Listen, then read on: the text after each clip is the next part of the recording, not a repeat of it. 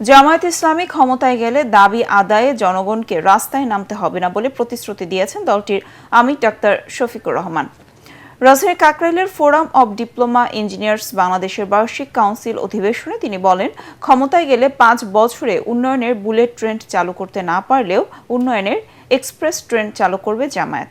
খায়রুল ইসলামের রিপোর্ট। ওয়ালটন এখন দেশের সীমানা পেরিয়ে পৌঁছে গিয়েছে 50টিরও বেশি দেশে। ওয়ালটন, ঘরে ঘরে বিশ্বজুড়ে।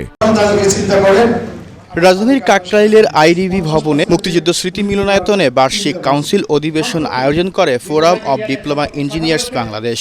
এতে অংশ নেয় সংগঠনটির নেতাকর্মী সহ জামায়াত ইসলামের শীর্ষ নেতারা।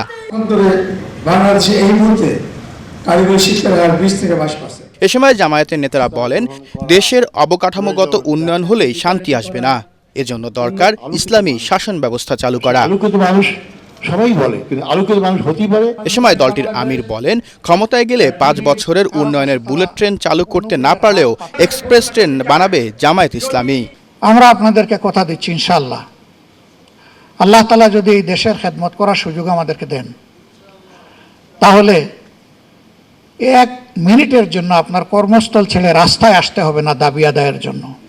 ভাঙাচোরা শিক্ষা ব্যবস্থা পরিবর্তন প্রথম কাজ হবে জানিয়ে ডিগ্রির ভিত্তিতে নয়, কাজের ভিত্তিতে মর্যাদা নির্ধারণ করা হবে বলেও জানান ডাক্তার শফিকুর রহমান। যে শিক্ষা মানুষের মধ্যে অনৈতিকতা সৃষ্টি করে, মানুষকে করাপ্ট বানায়, মানুষকে একটা ইতর প্রাণী বানায়, আমরা ওই শিক্ষা দেব না। মানুষকে যে শিক্ষা মানুষ বানায়, যে শিক্ষা প্রত্যেকটা মানুষকে সম্মান করতে শেখায়, মর্যাদা দিতে শেখায়, আমরা ইনশাআল্লাহ সেই শিক্ষাটাই আমাদের ছেলে মেয়েদের হাতে তুলে দেব।